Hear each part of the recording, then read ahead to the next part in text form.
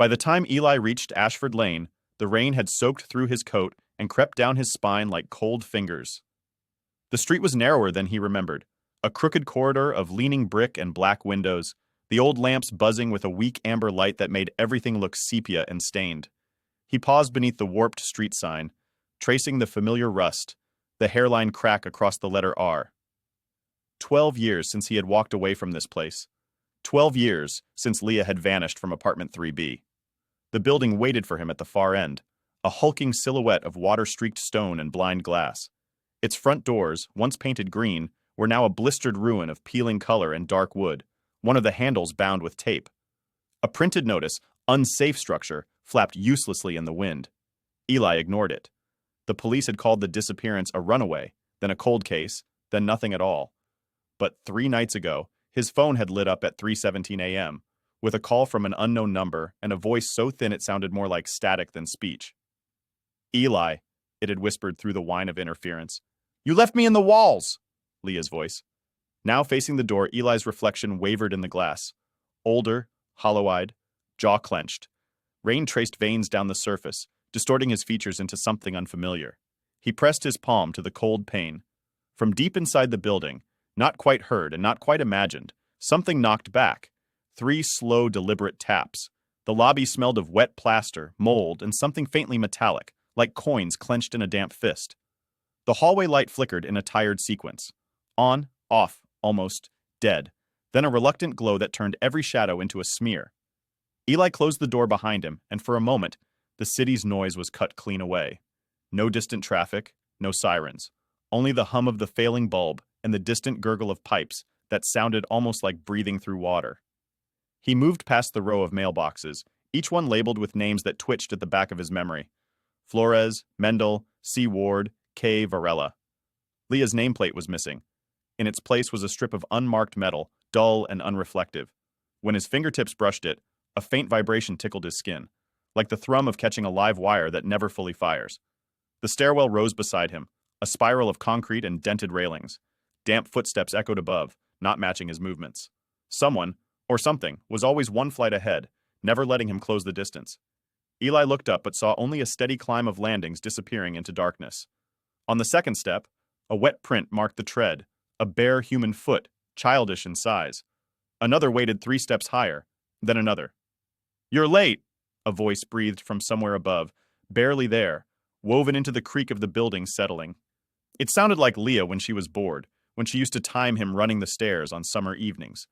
Eli swallowed, hand tightening around the rail. He climbed.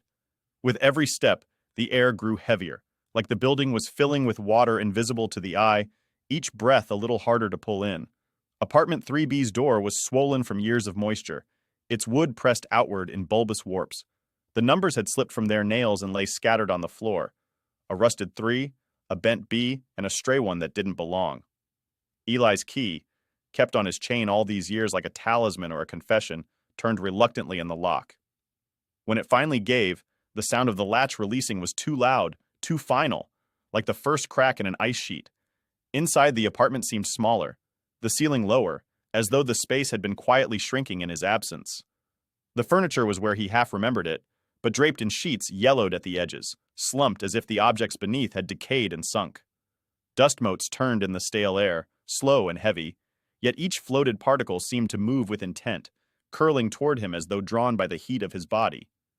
There was Leah's bedroom door at the end of the short hall, still painted the same matte blue she had chosen, though now the color looked drained, like something dying in a hospital bed. A long vertical crack split the wall beside it from ceiling to floor. It wasn't there before. From behind the wall, not the room, not the door, but the wall itself, came a sound. A faint, restless shuffle, as though someone was pacing, trapped between layers of plaster. A whisper slipped through, not clearly formed, just the rhythm of Leah's name, repeating softly like a prayer worn down by use. Eli stepped closer, resting his ear against the fissure. The wall was warm. There was a slow, uneven thud behind it, not quite like a heartbeat, not quite like the knock of pipes.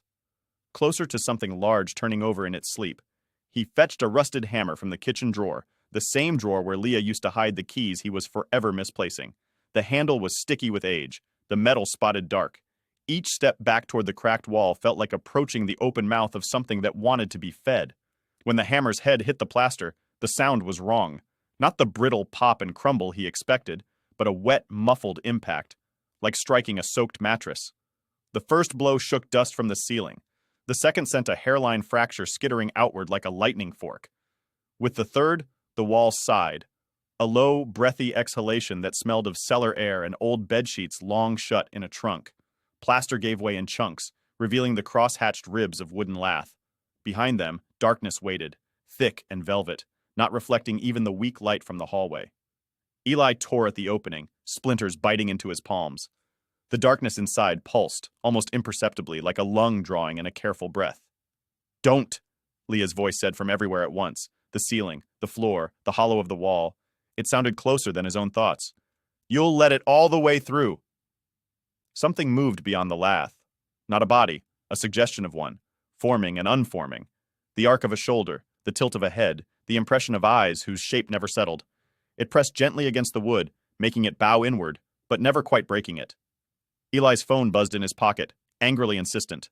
The caller ID said, "Unknown," but the ringtone had warped, slowed to a distorted drone. Answering felt pointless. The voice was already here. Still, with shaking fingers, he slid his thumb across the screen. Silence. Then a wet scratching seeped through the speaker, a sound that matched the subtle scrape, scrape, scrape inside the wall. When Leah spoke, her words overlapped with the static and the scratching and the quiet beating of the building's heart. "You left me here, Eli. I had to make room." The smell hit him next. Not rot, not exactly, but the sweetness of damp cardboard, forgotten photographs, and hair left clotted in a drain. The apartment seemed to tilt, gravity tugging gently toward the growing hole in the wall. Somewhere in the building, a door slammed, the shock traveling through the structure like a shudder through bone. "Room for what?" Eli whispered, though he already knew the answer was sinking into him from the air itself. "The echoes," Leah's voice replied. "The things that collect when no one listens." The lath snapped, one strip at a time, curling inward like ribs giving way under a patient pressure. Beyond, the darkness shifted again, and for a moment, Eli saw shapes, objects he recognized, embedded half in shadow. Leah's missing red sneaker, the stuffed bear she'd refused to throw away, the silver bracelet he'd bought with his first week's pay. They floated in the black, suspended as if held in resin, bending slightly as though the dark had the consistency of deep water. But there were other things too. Teeth that didn't match any human jaw. Fingers too many and too long, drifting past like pale weeds in a current. Faces pressed flat against an unseen barrier, smearing and reforming, each wearing the almost recognizable features of people he had passed on streets, on trains, in waiting rooms. Their mouths moved soundlessly, yet the room filled with a low, pleading murmur. "You called," Leah said gently. "Every time you thought of me, every time you told the story of how I disappeared, every time you said, 'I wish I knew,' you fed it. You made corridors between here and there." The apartment's corners stretched. Shadows lengthened into impossible angles, turning the room into a box that refused to stay squared. The doorway to the hall was now a distant rectangle, as if viewed down a tunnel. Behind him, the front door no longer existed, only a blank, unbroken expanse of wall. On the ruined phone screen, which had gone black, text pulsed in dim, gray letters, as if written from inside the glass. "We miss you in the walls." "Step closer," Leah breathed. She sounded so young now, as if days, not years, had passed. "It's only lonely at first." Eli's heel nudged the scattered numbers from the door, the 3, the B, the stray one. As the darkness leaned forward, swallowing the remaining light, he understood the shape they made if placed together on a single door farther down, on a floor that had never officially existed. 31B. A new apartment for the dead and almost dead, for voices half remembered and calls answered too late. When Eli finally moved, forward or back, into the echo or away from it, no one on Ashford Lane saw. Outside, the rain intensified, drumming a steady, soothing rhythm on the building's skin, loud enough to drown out the soft, jubilant knock that came from somewhere deep within the walls. 3 slow, deliberate taps, welcoming something home.